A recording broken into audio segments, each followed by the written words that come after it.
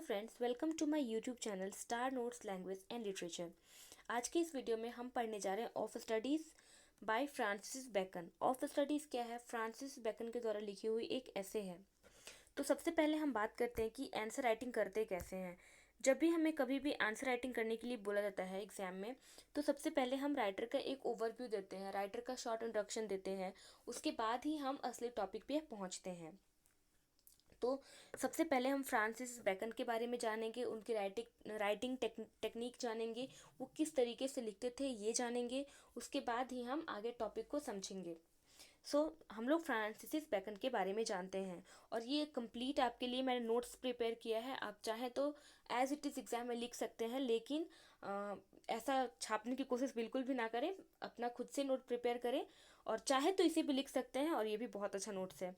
तो France start करते हैं हम लोग। फ्रांसिस बेकन जो थे वो English renaissance statesman and philosopher थे, जो कि बहुत जाने जाते थे for his promotion of the scientific method के प्रमोशन को लेकर के।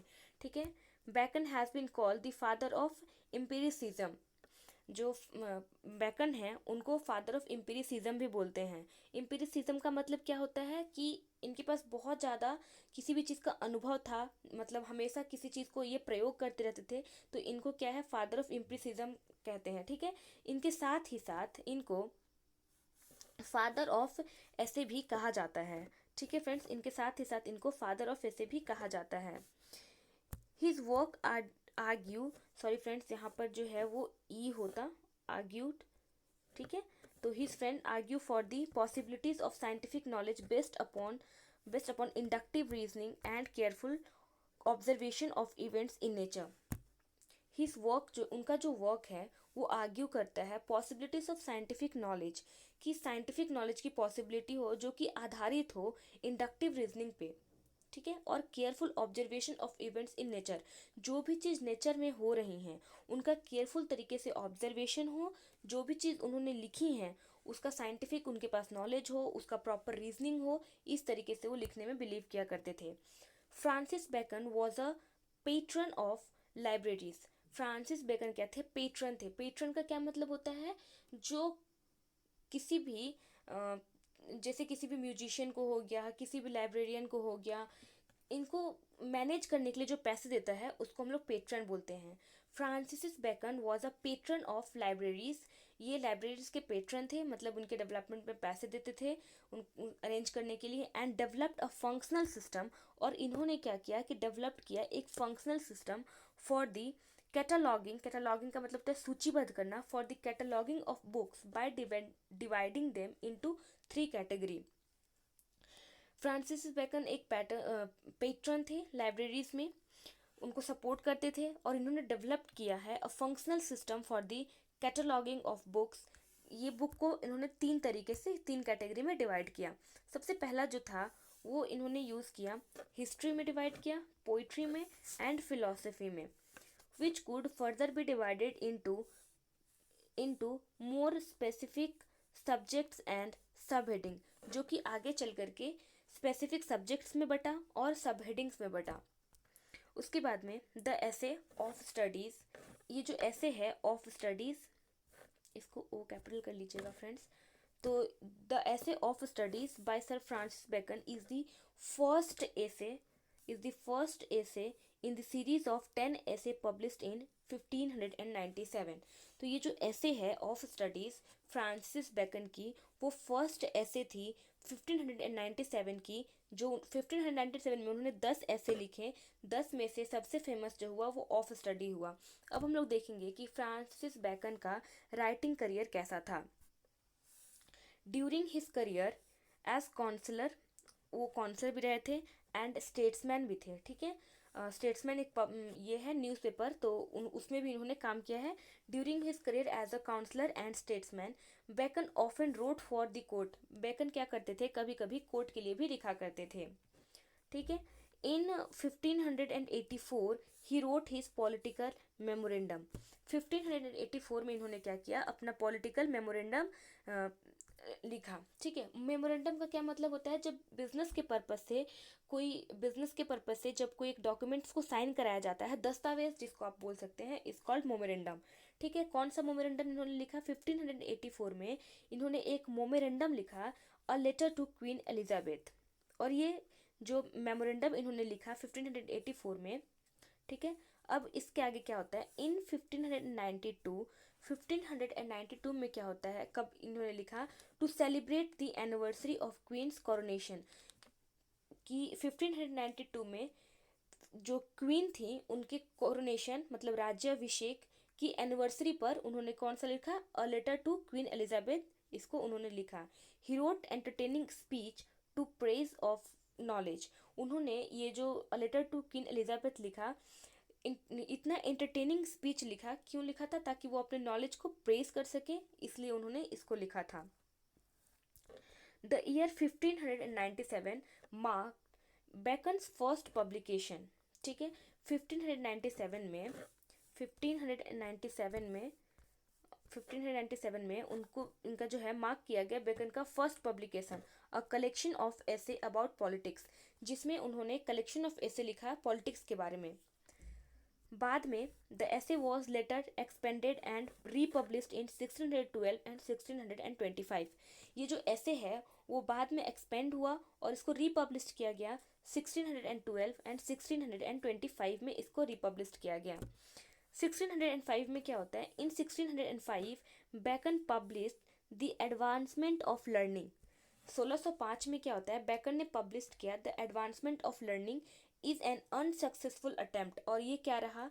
जो उन्होंने 1605 में द एडवांसमेंट ऑफ लर्निंग जो पब्लिश किया वो अनसक्सेसफुल अटेम्प्ट रहा to rally supporters for the science. जो साइंस के सपोर्टर्स थे उनके लिए ये कैसा रहा? अनसक्सेसफुल अटेम्प्ट रहा। इन 1609 में क्या होता है? ही डिपार्टेड, किस चीज़ से? He departed from political and social genres. 1609 में क्या होता है कि वो पॉलिटिकल और साइंटिफिक जेनर से डिपार्ट हो जाते हैं, मतलब अलग हो जाते हैं। उसके बाद when he realised on the wisdom of ancients his analysis of ancient mythology. फिर क्या करते हैं? ये 1609 में पॉलिटिकल एंड साइंटिफिक जर्नल से अपने आप को डिपार्ट कर लेते हैं। जब ये रियलाइज करते हैं, जब ये रिलीज करते हैं on the wisdom of ancients his analysis of ancient mythology, जब ये एंशियंट मिथोलॉजी को रिलीज करते हैं on the wisdom of ancients, तो ये क्या करते हैं? अपने आप को साइंटिफिक जर्नल से और पॉलिटिकल जर्नल से अपने आप को डिपार्ट कर लेते हैं। बेकन देन रिज्यूम राइटिंग, जो कि उन्होंने 1609 में, यहाँ पे हमने पढ़ा कि उन्होंने अपने आप को डिपार्ट कर लिया था पॉलिटिकल एंड साइंटिफिक जर्नल से। अब क्या होता है कि 1620 में बेकन जो है वो रिज्यूम करते हैं राइटिंग अबाउट साइंस, मतलब फिर से वो लिखना शुरू करते हैं साइंस के बारे में, और पब्लिश करते हैं नोवम ऑर्गेनम, ठीक है। और फिर वो नोवम ऑर्गेनम पब्लिश करते हैं, प्रेजेंटेड एज पार्ट। इसको क्या आता है? ये जो नोवम ऑर्गेनम प्रेजेंट करते हैं ये एक्चुअली में क्या होता है? द ग्रेट सैचुरेशन जो लिखे होते हैं उसी का पार्ट 2 के रूप में इसको प्रेजेंट करते हैं, क्योंकि वो 1609 में तो अपने आप को डिपार्ट कर चुके थे पॉलिटिकल एंड साइंटिफिक जर्नल से, लेकिन क्या होता है 1620 में वो फिर से लिखना शुरू करते हैं और ये जो उस नोवम ऑर्गेनम लिखते हैं। और ये जो होता है नोवम ऑर्गेनम क्या है? सेकेंड पार्ट है किसका? द ग्रेट सैचुरेशन का। अब क्या होता है आगे? इन 1622 में he wrote a historical work for Prince Charles. 1622 में वो हिस्टोरिकल वर्क लिखते हैं प्रिंस चार्ल्स के लिए, जिसका एंटाइटल्ड करते हैं वो the history of Henry eight, जिसका एंटाइटल मतलब कि वो जिसका नाम रखते हैं, टाइटल रखते हैं the history of Henry eight. Bacon also published Historia Ventorum. Bacon ने पब्लिश किया Historia Ventorum and Historia Vitae et Mortis at the same year. और 1922 में ही बेकन ने पब्लिश किया Historia Ventorum and Historia Vitae et Mortis, उसी साल publish किया, मतलब 1962 में ये दोनों भी पब्लिश हुआ। अब 1623 ही पब्लिश डी ऑगमेंटिस साइंट्रम। 1623 में उन्होंने पब्लिश किया डी ऑगमेंटिस साइंट्रम, जो कि continuous of his view on scientific reform, जिसमें इसमें जो उन्होंने पब्लिश किया 1623 में डी ऑगमेंटिस साइंट्रम जो उन्होंने पब्लिश किया, वो क्या था, वो भी कंटिन्यूएशन ही था उनके साइंस रिफॉर्म का।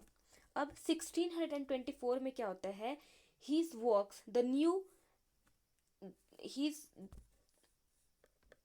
इन 1624 में क्या होता है कि his works the new Atlantis and Athegems were published। क्या होता है कि 1624 में उनका जो वर्क है the new Atlantis and apophthegms को पब्लिश किया गया। फिर Sylva Sylvarum which was published in 1627। तो सेल्वा सेल्वेरम जो है वो भी 1627 में पब्लिश किया गया। Was among the last of his written work, जो कि लास्ट ऑफ हिज उनका रिटन वर्क हुआ था। यानी कि 1567 से इन्होंने लिखना शुरू किया था और 1627 में जाकर के इन्होंने ये पब्लिश किया। ठीक है, अब 1597 में इन्होंने लिखना शुरू किया था। उसके बाद में द ऐसे, अब हम थोड़ा थोड़ा ऐसे की तरफ बढ़ रहे हैं। राइटर्स के बारे में हमने तो लगभग देख लिया, अब थोड़ा सा हम ये ऑफ स्टडीज़ का ओवरव्यू देखेंगे। उसके बाद डिटेल बाय डिटेल हम आंसर राइटिंग का फॉर्मेट देखते जाएंगे। The essay of studies is the first essay in the series of 10 ऐसे पब्लिश्ड इन 1597। फ्रांसिस बेकन की जो ऐसे की फर्स्ट सीरीज आई 1597 में, उसमें क्या था, ऑफ स्टडीज जो था वो उनका फर्स्ट ऐसे था। This essay is regarded as Bacon's masterpiece, और ये जो ऑफ स्टडीज ऐसे है उसको रिगार्ड किया गया बेकन्स के मास्टरपीस के तौर पे। Enriched with stylish Latin vocabulary, जो कि एनरिच था, भरा पूरा था स्टाइलिश लैटिन वोकेबुलरी से, फ्रेश एंड न्यू आइडियाज से, लॉजिकल एंड रेलेवेंट थीम्स से, and wisdom of the world से भरा पूरा हुआ था। In this essay, he has analyzed the importance of study। Of study में क्या होता है कि इस ऐसे में, ऑफ स्टडीज जो ऐसे है, इसमें फ्रांसिस बेकन ने एनालाइज किया है द इम्पोर्टेंस ऑफ ऐसे, कि ऐसे का क्या इम्पोर्टेंस है। देयरफॉर इन द ऐसे ही कन्विंस हिज रीडर, और इस ऐसे में वे अपने रीडर्स को कन्विंस करते हैं टू नो इट्स विटैलिटी, कि आप इसकी विटैलिटी को समझें, इसकी विविधता को समझें। He does not talk about bookish knowledge, वो ऑफ स्टडीज में बुकिश नॉलेज के बारे में बिल्कुल भी बात नहीं करते हैं, बट ऑल्सो डोमेंस्ट्रेट, बल्कि वो डोमेंस्ट्रेट करते हैं। किसी पे बोलते हैं ना कि डोमेंस्ट्रेट करना, फैलाना, but also demonstrate the importance of experience, बल्कि वो क्या करते हैं, एक्सपीरियंस को बताते हैं। इम्पोर्टेंस क्या है, एक्सपीरियंस की इम्पोर्टेंस को बताते हैं। Without experience the study can not help a person, कि बिना किसी एक्सपीरियंस के स्टडी एक पर्सन को हेल्प नहीं कर सकता। Means Sir Francis Bacon moreover in his eyes study and education are two separate things. तो मोर ओवर बात करें तो स्टडी इन हिज आईज, मतलब फ्रांसिस बेकन की आईज में education are two, studies and education, की study और education दो अलग अलग चीज़ है फ्रांसिस बेकन की नज़र में। सो फ्रेंड्स, ये था हमारा पार्ट 1, और अगर आप लोग को अच्छा लगता है तो लाइक शेयर और सब्सक्राइब करना ना भूलें। और इसके बाद हम पार्ट 2 बनाएंगे, जो कि कंप्लीट नोट्स होगा ऑफ स्टडीज़ का, कौन से कोटेशंस का यूज़ करना है, क्योंकि हम पूरा ऐसे तो नहीं छाप सकते एग्जाम में, तो कौन से कोटेशंस इंपॉर्टेंट है, कौन से कोटेशंस को हमको हाईलाइट करके लिखना है, और किस तरीके से एक्सप्लेन करना है, वो हम देखेंगे नेक्स्ट वीडियो में। सो आप लोग को अगर अच्छा लगता है तो लाइक करें, और ज़रूर बताएं कि इसमें क्या कमी रह गई वीडियो में, और जिससे कि मैं आगे की आने वाली वीडियो में वो गलती ना दोहराऊं, और अच्छे तरीके से आपके लिए नोट्स जो है वो मैं प्रेजेंट कर सकूं। Thank you very much, bye bye, take care.